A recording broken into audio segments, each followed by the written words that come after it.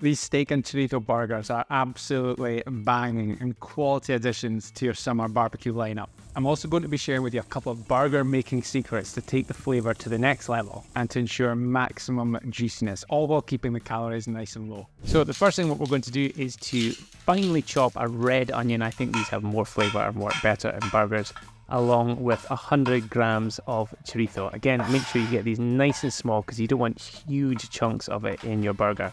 Now, when you're cooking chorizo, a little hack for you is to put it in a cold pan and then bring the pan up to temperature. That means you don't need to use any oil, because if you do it this way, the chorizo is going to release its oil and you can cook it in that instead of adding anything extra. So cook that for about 3 to 5 minutes on a medium to high heat until that oil is released and the onions are softened.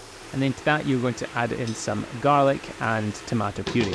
Now, a lot of people, if they're making burgers, they just bung in raw onion. Cooking it this way gets rid of some of the moisture and gives it way more flavour. So that is my top burger tip number one. Cook the onions before adding the mixture. Hey, sorry for the interruption, but I've got a super quick favour to ask.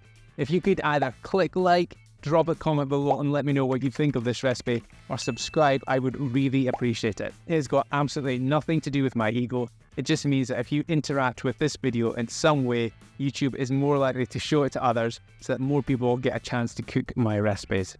Thanks in advance. Now back to the recipe. Another thing to help retain moisture in the burger is using some oats.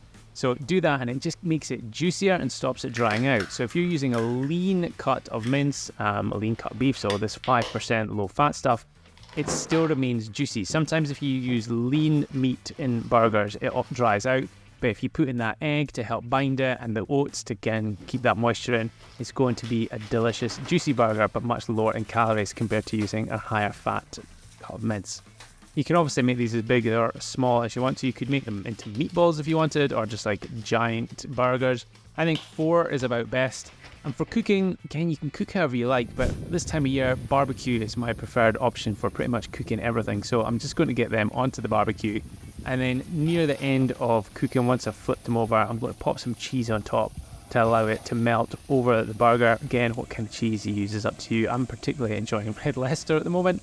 And then if you're having this in a roll or a bun or a softie or whatever it is you want to call it, then toast that on each side for a little bit, and then I'll show you what I'm going to do for plating up next.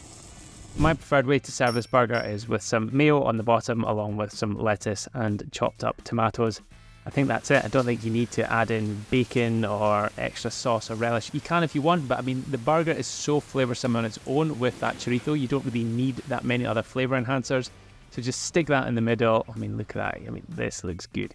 Pop the lid on it and then get stuck in. I mean, these burgers are huge, so one was enough for me for my lunch, and I hope you enjoy this one. And as always, if you want the full recipe, make sure to download my app, link in the description below.